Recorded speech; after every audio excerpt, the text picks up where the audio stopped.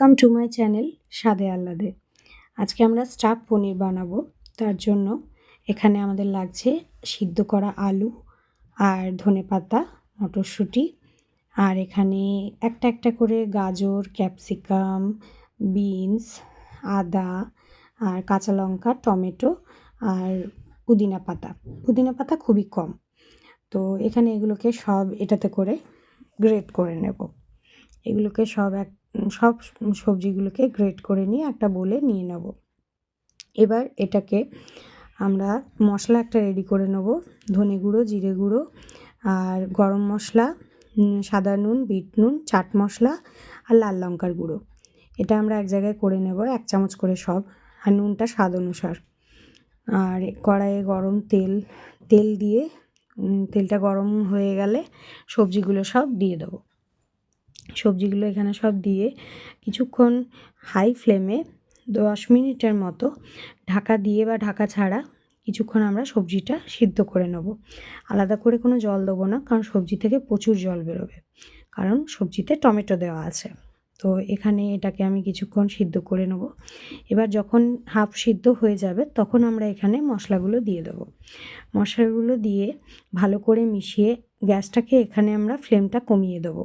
কমিয়ে দিয়ে ঢাকা দিয়ে 5 মিনিট রেখে ভালো করে মশলাটা কষিয়ে নেব। এখানে মশলাগুলো পুড়ে যেন না যায় তার জন্য গ্যাসের ফ্লেমটা কিন্তু অবশ্যই কমিয়ে দেবেন। তারপর এটা দেখুন মশলা কষানো হয়ে গেছে। তো মশলা কষানো হয়ে গেছে বলে আমি এখানে আলুগুলো ম্যাশ করে দিয়ে দিচ্ছি। তো এখানে না খুন্তি দিয়ে ভালোভাবে আলুগুলো মেশানো যাচ্ছিল না। তো সেই কারণে আমার কাছে এরকম একটা ম্যাশার আছে। সেই ম্যাশারটা দিয়ে আমি ভালোভাবে আলুগুলোকে আর ভেজিসগুলোকে ভালোভাবে মিশিয়ে নিলাম। আপনাদের কাছে যদি না থাকে তাহলে আপনারা একটা গ্লাসের পিছন দিয়ে মিশিয়ে নেবেন। এভাবে মিশিয়ে নিয়ে আবার কিছুক্ষণ এটাকে কুক করে নেব। কুক করে নেওয়ার পরে দেখবেন এইভাবে কড়াই ছেড়ে দিচ্ছে যখন, তখন আমার এটা রেডি। আমি কড়াই থেকে ঢেলে নেব। এর মধ্যে লেবুটা চিপে দেব, চিপে এটাকে মিশিয়ে নেব। এটা ঠান্ডা হতে দেবো। এবার আমি পনিরটা কেটে নেব। পনিরগুলো পাতলা পাতলা করে, আমার 2টো করে পনির একটাতে লাগবে, তার জন্য আমার সেইভাবে পনিরগুলো কেটে নিতে হবে। তো এইভাবে দেখুন ভেঙে গেলেও আমি পনিরটাকে সেভাবেই রেখে দেবো। ভেঙে গেলেও যে এটা আমি আর বানাবো না তা না, আমি পিসগুলো একটু বড় বড় করছি। যদি আপনারা চান ছোট ছোটও করতে পারেন। ছোট ছোট কিউব করে কেটেও কিন্তু এটা করা যায়, কিন্তু আমার ইচ্ছে একটু বড় বড় করে করার, তাই আমি বড় বড় করে করছি। এখানে পনিরগুলো আমি দেখুন আস্তে আস্তে দেখিয়ে দিচ্ছি কতটা পাতলা কাটছি। তো এভাবে আমি সবগুলো কেটে নেব। এখানে ভালোভাবে পনিরগুলো কেটে নিয়ে এগুলো এটা স্টাফিংটা কিন্তু আমরা কিছুক্ষণ 10 মিনিটের মতন রেস্ট দিতে পারি। ফ্রিজে রেস্ট দেবো, এটা দিতেই হবে। আর আপনারা যদি বিকেলে খান, সকালবেলা এটা এই পনিরের মধ্যে আলুর পুরটা ভরে রেখে দিতে পারেন, তাহলে কিন্তু জিনিসটা আরও ভালো হবে। তো আমার কাছে টাইম ছিল না, তাই আমি 10 মিনিট রেখেছি পনিরগুলো ফ্রিজে। এভাবে আলুর পুরটা নিয়ে হাতে করে চারিদিকে ছড়িয়ে দেব। ছড়িয়ে দিয়ে আরেকটা পনির দিয়ে উপরটা চাপা দিয়ে দেবো। এভাবে সব পনিরগুলো আমি রেডি করে নেব। পনিরটা কিন্তু ছোট ছোট করেও কাটা যায়। তো আমি ছোটোভাবে কেটেও আপনাদের একটা দেখিয়ে দিচ্ছি আপনারা কীভাবে করবেন।